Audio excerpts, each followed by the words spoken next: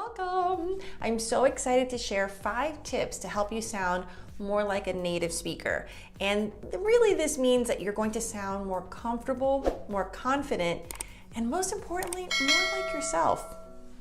So that just brings me straight into tip number 1. My first tip for you is be yourself. A lot of times we focus on sounding like native speakers, and in my experience, you lose a little bit of your identity, whether you're copying someone or you're thinking of a character or your teacher who helped you prep. So the first thing I want you to do is think about, who are you? You know, a lot of times with my students, I'll ask them to say something, and then I say, okay, let's now just say it in your native language. I may not know it, but I just want to hear it. And as soon as they speak their native language, their body language changes. They're more relaxed, they smile more, they move their hands. So these are really good opportunities to make sure that you're being you in English. So the first thing you can do for this is record yourself. Do exactly what I told you just now. Turn your phone on, record yourself on your computer, and maybe introduce yourself or talk about something that you know the vocabulary for in English, and then say it in your native language. Then look at the recording. You don't have to post it anywhere. Just take a look at it and see, how are you different physically and how is your tone different? For example, I noticed that when I was trying to speak French, everything about my body language and my intonation was apologetic. It's like I was trying to say, I'm so sorry that my French is so terrible, by using my body, by the way, everything I was saying kind of sounded like a question, because I wanted to let them know that I didn't think my French was perfect and I wanted to confirm. But that's awkward. That's not real life. So then I noticed that in real life, in my native language, in English, I smile more, I'm okay with making mistakes, I laugh, I move, I mean, you see me now. So when I was able to apply some of that in my very basic French, I mean, even as a beginner, it made a difference just by relaxing myself. And if I was okay with making mistakes, I tended to laugh when I made a mistake instead of cringe or apologize. And then the person I was speaking to would laugh with me. So it became a really positive experience. So again, be yourself, and the way that you can do that is record yourself and compare how you say something in English versus your native language. And the second way you can do this is think about 3 words that your friends and family would use to describe you. If you're not sure, you can ask them. But typically when we take this thought process outside of ourselves, not what you think you are, but what your friends and family think you are, it's a little easier to come up with the answer. So do they think you're funny or serious? Do they think you're relaxed or maybe kind of shy? Do they think you're outgoing? So do you see where I'm going with this? So think of 3 words, either write them down or think about it. I'll be honest, if this is something that you're really serious about, I would recommend to write those 3 words down on a piece of paper, maybe a Post-it note, and put it next to your mirror or your computer or wherever you practice English. This will help remind you that that's your goal. It's not just being like a native speaker. I think what we mean by that is that we want our English to be what we perceive to be correct or beautiful. But it's really important that you're yourself, because that's what you're responding to a lot of times when you hear native speakers. It's not just the English, it's the fact that they're comfortable in who they are and they speak English kind of within that identity bubble. So you can do that too. And the good thing is, it doesn't have to do with your English level, how much vocabulary you know. Like I shared with you my story, I was a beginner and my French was terrible. But I was able to use these techniques to sound more natural. And that went beyond the pronunciation and the intonation. It became about the communication. Because remember, if you're watching this, you know that you're not studying English just to pass a test or so that you can be in a room by yourself. You're studying English because it's cool and you want to talk, or you want to watch movies or programs, or you want to meet more people. So you gotta use it. So the next tip I have for you is to use exclamations and filler words that native speakers use. For example, if you're from Mexico, like my family is, when you're thinking, you probably say, bueno, And a lot of times you'll fall back on your native language when you're thinking in English, if you're speaking in English. So something you can do to practice is when you have those moments, be really mindful of that and try to use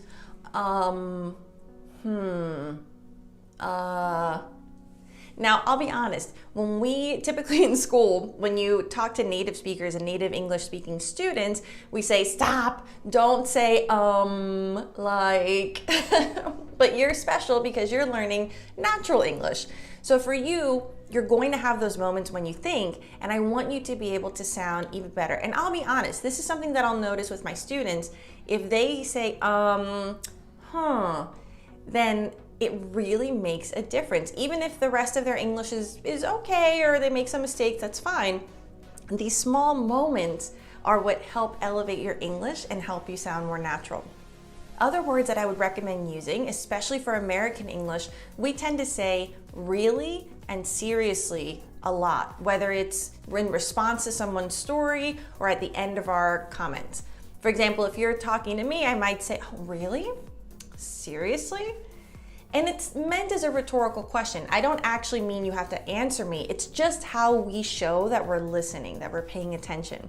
So maybe try including those a little more. Two other words that are very popular in American English, and I'm sure you've heard me and other Americans say it, awesome. Also the word great. Now, for a lot of people from different cultures, this is different because you're more conservative with the way you praise things. In American culture, we pretty much say everything is awesome and everything is great. And it doesn't mean that we're lying or that we don't mean it. Those are just words that we use a lot. So that's something that you might want to consider using, like, oh, that's awesome, or oh, that movie was so awesome. This is another opportunity to sound more natural. So not everything has to be good or okay. The third thing that I would recommend including and practicing more in your conversational English is, and this is a good one because it's about pronunciation. So I know a lot of you tell me, I just don't feel like I sound like a native speaker, or I feel like I have an accent, or I'm saying things differently. And I've had students who even do my tip of they'll record themselves and they'll compare it to an audio of a native speaker, and you hear the difference, but you're not sure how to fix it. So I'm here to tell you. Two things that we do, it's called linking and blending, but they're very similar. So for example, when you study English and you study, how are you? And then let's say you're recording yourself and you're comparing it to someone who said it on YouTube. And you hear it and you're like, oh, it's different. I think they're just talking faster and I can't say it that quickly. The good news is it's not always about speed. It's about linking and blending. So instead of saying, how are you? We say, how are you? So because it's blended, instead of how, finish, are, finish, you, finish, we blend it. So it's how are you? How are you? How are you today? How are you doing? So that's why it sounds like native speakers speak fast, but it's actually that they're linking and blending a lot. Another good example of this is have a good day. So good and day, this is where the blending is. Good ends in d. Day starts with d.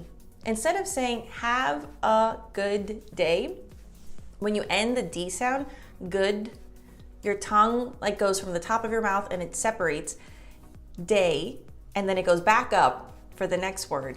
We don't do that. We kind of just use one D for both words. So have a good day. It almost sounds like good day, good day. Have a good day. So whenever we have things like hot tea, I don't say hot tea, hot tea. So that extra half a second, that extra effort, you don't need it. So when you're blending things, and again, this is where you think you hear someone speak faster, but they're actually linking and blending. So have a good day. Have a good day. Good day. Good day. You hear it now? Okay, so linking and blending are great. Now this is not something that you need to memorize a list or practice in a list, more as you need to listen, and when you hear it, try to repeat it. If you're watching a show or one of my YouTube videos, then now that you know what you're listening for, you know how to practice it. So instead of feeling overwhelmed or discouraged that native speakers speak really quickly, which sometimes we do, but that's okay. It's these little tricks that will help you sound better and more natural. The fourth thing that I would recommend for you would be to use transitions or transitional phrases. These are good ways to, I'll be honest, a lot of times when you're learning a new language, you tend to report things instead of having a conversation. Like, has this ever happened to you? Someone says, "Oh, how was your weekend?" And you just report what you did. "It was good. I went to a restaurant. The food was okay." It's really good for passing a test. Sure, you showed dominance of the language, but when it comes to conversational English, it sounds a little stiff, a little unnatural. So you can include things, especially for changing the subject. When I find that my students are a little nervous about changing the subject because you don't want to be rude and you don't really know how to talk about something different, or the opposite problem, I have some students who just change the subject. Without any transition, it does sound rude. And because I know them, I can tell them, and I know that that's not the way they mean it, but you might not have the luxury of having a teacher next to you all day long. And so these are things that you can do to help you confidently have more control of a conversation and just talk about things that you want. And if you're thinking, "Okay, Tanya, that's great, but what do you mean?" So for example, the expression "speaking of." I love this one and I use it all the time. When someone says something that kind of inspires a different story or thought, you can use that word or that topic, say "speaking of," and then talk about your story. So if someone says, "I bought these amazing shoes last weekend," you can say, "Oh, speaking of shopping, did you know there's a new mall?" So instead of just saying the word "buying," that reminded me of the topic shopping, and it's linked. So you're not fully changing the conversation. There is kind of a commonality there. So that's where this expression really helps. So again, for that example, "I bought these amazing shoes last weekend." And you could say, "Oh, speaking of shopping, did you know that there's a new mall?" So speaking of shopping, and you can use this honestly in every situation, whether you're traveling and talking to someone new, for business. These are so good. When someone mentions something in a meeting and you can say, "Oh, speaking of the report, da da da da da," and then change the subject. Another good expression you can use is "that reminds me." So when someone says something that, again, inspires a thought, so there is kind of a linking, then you can say "that reminds me." So I was just talking to a student today who's traveling, and I suggested if someone says, "Oh, the weather is so nice today, it's so sunny," like, "Oh, that reminds me, I need to buy some new sunscreen before my trip." Now this can be used, I tend to use this when I want to think out loud. Like, that doesn't really pertain to the conversation and I just happen to say it out loud. Now the other good thing is by saying it out loud, in that example, if I say, "Oh, that reminds me, I need to buy new sunscreen," then the other person might say, "Oh, where are you going?" So it becomes a thought that you had out loud back to being a part of the conversation. Remember, communication is the goal, and by having these opportunities, it's less of the typical textbook conversation of like, "Hi, how are you doing today?" "Great, the weather is nice." That's really good when you're first practicing, but these are the phrases so transitional phrases help you be more flexible, be more natural. And there's a long list of them. Don't worry about memorizing. Maybe just focus on using these two, and then you can find one or two more and incorporate those. So don't memorize, use them. And my last tip for today is, and be ready for this one, I get so much pushback from my students, use shorter sentences. Use simple sentences. Hopefully you feel relieved. This is good, right? But a lot of times when I share this with my students, they think, but no, like my English is better and I can do that. And I have to tell them, calm down, it's okay. Think about how you communicate in your native language.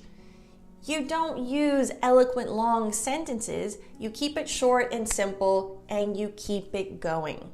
So So what happens is when you start using more complex grammar in verbal English and conversational English, your brain stops thinking about your story and you focus on the sentence structure and the grammar and you get distracted. And what that does is it changes your body language, you look more tense, and honestly your delivery, the way you say it, is not as relaxed. And that's not the point, right? So I want you to allow yourself to just use simple sentences. Think about it like building blocks or Legos. You know, use little ones, say more, but don't worry about the grammar. However, I have noticed that when I first give this tip, what people tend to do is then they use simple sentences, but instead of simple sentences, they turn them into fragments and connect everything with the word and. And what that does is it converts it into this really long sentence that it's hard to keep track of for your listener, for your conversation partner. And again, it's not natural. So actually finish the thought and build on it with another thought without using and, or rather without overusing and. So again, give yourself permission to use simple sentences. This doesn't mean that your English will sound basic. It doesn't mean that you'll sound like a beginner. It means that your English will be more natural. You'll be able to say more and say it like yourself instead of getting to that point where you're just focused on grammar and what you're saying and worrying like, am I saying this correctly? Do I need to use a conjunction? That's not real life, so don't worry about it. Okay, and that's it. With those 5 things, I truly believe, and I've seen it with my students, that you will sound more natural. So if you need to, review the 5 tips. And honestly, my bonus thing is give yourself permission to make mistakes. Mistakes are not bad. I make mistakes all the time. In fact, I have so many mistakes that I edited out of this video so that it looked perfect for you. But this is real life. It's okay. In real life, even as a native speaker, I make mistakes. You just roll with it. Don't let it stop you. So give yourself permission to be awesome, not perfect. All right? Awesome is so much better. Okay, thank you so much. And if you would like a more in-depth course, if you want a list of the different expressions or examples and how to use them, feel free to check out my course and I'll help you through this. Or if you just want to practice them, you can also book a lesson with me, or you can do both, whatever you need. And I'm so excited to get to know you. So go on YouTube, comment on my videos, tell me more about yourself, and tell me about what you need and what you'd like to see. Bye.